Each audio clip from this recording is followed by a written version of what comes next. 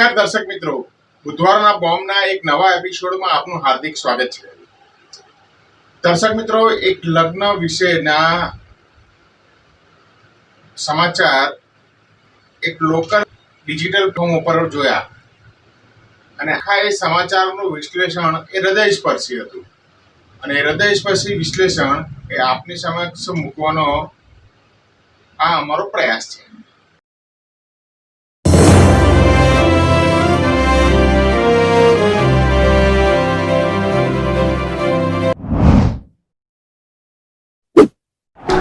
इस देश में दो ही लोगों का झगड़ा चल रहा है. एक वामपंथी है, वो कुपड़ है, उन्होंने पढ़ा सब है लेकिन गलत पढ़ा है. और एक ये वाले इन्होंने पढ़ा ही नहीं है, ये सिर्फ बोलते हैं.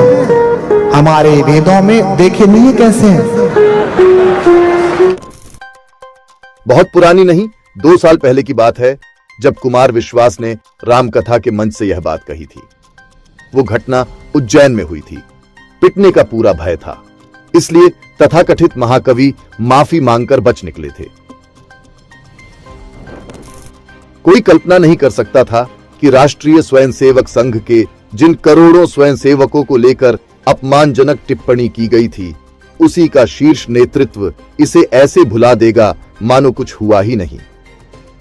कुमार विश्वास के पारिवारिक कार्यक्रम में कोई जाए, इसमें किसी को आपत्ति नहीं, लेकिन आरएसएस के बड़े बड़े पदाधिकारी, प्रधानमंत्री नरेंद्र मोदी और उनके मंत्रिमंडल के सदस्यों में मानो होड़ सी लग गई. ये विचित्र दृश्य कम से कम वे लोग कभी भूल नहीं पाएंगे जो इस अति उदारता के पीछे छिपे संकट को देख पा रहे हैं. कुमार विश्वास के यहां जाने को कुछ लोग सही ठहराने का प्रयास कर सकते हैं, कुछ लोग इसे मास्टर स्ट्रोक बता सकते हैं, कुछ चाहें तो इसे सबको एक साथ जोड़ने की सनातनी भावना के अनुरूप भी मान सकते हैं. लेकिन कुमार विश्वास के व्यक्तित्व पर ध्यान दें तो समझ में आता है कि विषय इतना सरल भी नहीं है.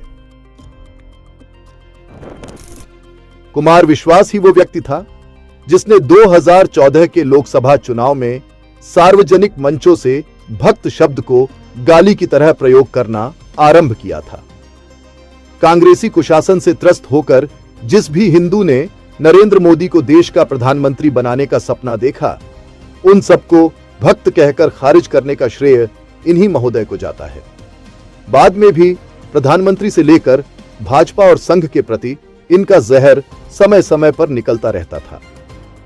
मुझे दुख है, मेरा प्रधानमंत्री ऐसे लोगों को फॉलो करता है जो भद्र महिलाओं को मां बहन की गालियां देते हैं. और आप भी नए हैं डॉक्टर साहब, मैं भी नया हूं इस राजनीति में, लेकिन मैंने ये राजनीति पढ़ी है कि पंडित नेहरू ने पहली सरकार बनाई, पूर्ण बहुमत होने के बाद भी उन्होंने 5 ऐसे मंत्रियों को शपथ दिलाई जो उनकी सरकार के नहीं थे. और आप पढ़े लिखे लोगों से कहते हैं तुम जंगल चले जाओ, तुम तो लड़की सेट कर रहे हो, अपनी बेटी को सेट कर रहे हैं, ये सोमालिया है, इसका डीएनए खराब है, 50 करोड़ की गर्लफ्रेंड, ये भाषा होती है? सेकुलर होना खराब बात है.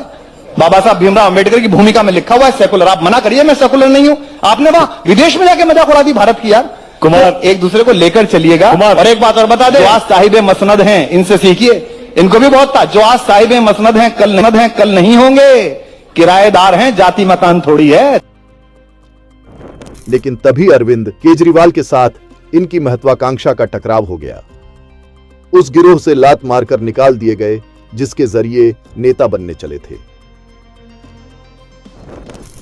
जैसे जैसे यह साफ होता गया कि उधर कुछ नहीं मिलेगा, तो कुमार विश्वास ने इधर की चापलूसी शुरू कर दी.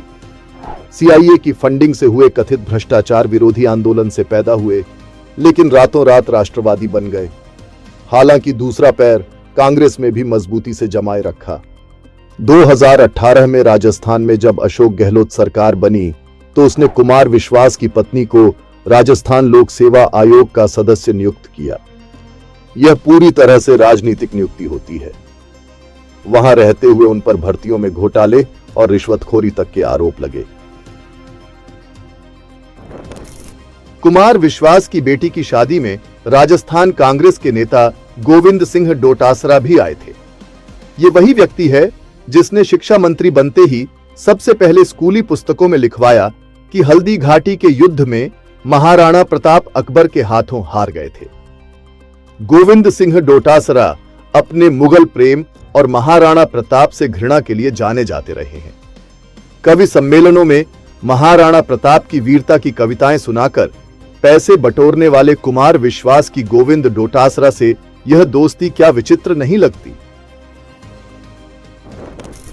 कुमार विश्वास की दोस्ती मध्य प्रदेश कांग्रेस के नेता जीतू पटवारी से भी है, जो भगवान राम लक्ष्मण को लेकर अभद्र बयानों के लिए जाने जाते रहे हैं। वे भी बेटी की शादी में बधाई देने पहुंचे थे। कुमार विश्वास हो या उनकी पत्नी, उन्होंने क्या कहा या किया या उन पर क्या आरोप लगे, ये उतना महत्वपूर्ण नहीं। सोचने वाली बात यह है कि एक सत्तारूढ़ विचारधारा के शीर्षस्थ लोग कुमार विश्वास जैसे बेपेंदी के लोटे के आगे क्यों नतमस्तक हो जाते हैं। इस सीमा तक कि ऐसी अटकलें लगनी आरंभ हो गईं कि भाजपा कुमार विश्वास को राज्यसभा भेजने की तैयारी में है। राष्ट्रीय स्वयंसेवक संघ में कहा जाता है कि विचारधारा के लिए संगठन है और संगठन के लिए व्यक्ति। कुमार विश्वास प्रकरण को देखकर यही लगता है मानो अब विचारधारा से कोई लेना देना नहीं है। संगठन विचारधारा के ऊपर है और व्यक्ति इन दोनों के ही ऊपर। बीते एक दशक में भाजपा सरकार की देखरेख में एक नए प्रकार का एलीट क्लास पैदा हो रहा है। इसमें विचारधारा कोई मायने नहीं रखती। इसी का परिणाम है कि एकता कपूर और करण जौहर जैसे लोगों और हॉलीवुड के सीरियल में हिंदू आतंकवादियों से धरती की रक्षा करने वाली प्रियंका चोपड़ा को पद्म पुरस्कार दिया जाता है। कार सेवकों पर गोली चलवाने वाले मुलायम सिंह यादव और दाऊद इब्राहिम के संरक्षक शरद पवार भी अचानक स्वीकार्य हो जाते हैं। ये जितने भी उदाहरण हैं, उनके पीछे किसी राजनीतिक विवशता की दलील नहीं दी जा सकती है। ये सब उसी नव एलीट क्लास के लक्षण हैं। उनके लिए व्यक्तिगत संबंध महत्वपूर्ण है, विचारधारा, धर्म और राष्ट्र नहीं। ये सारे मास्टर स्ट्रोक न केवल बार बार फेल हुए हैं, बल्कि उपहास का कारण भी बने हैं। राष्ट्रवादी विचारधारा से जुड़े करोड़ों लोग आरएसएस को एक आशा की दृष्टि से देखते हैं, लेकिन ऐसी विकृतियों को देखकर लोग आहत होते हैं। वीर सावरकर ने इसे ही सद्गुण विकृति का नाम दिया है। हम सोचते हैं कि यदि शत्रुओं को उदार हृदय से क्षमा कर दें तो उनके मन में सद्भावना पैदा होगी, लेकिन ऐसा करके हम बार बार धोखा खाते रहे हैं।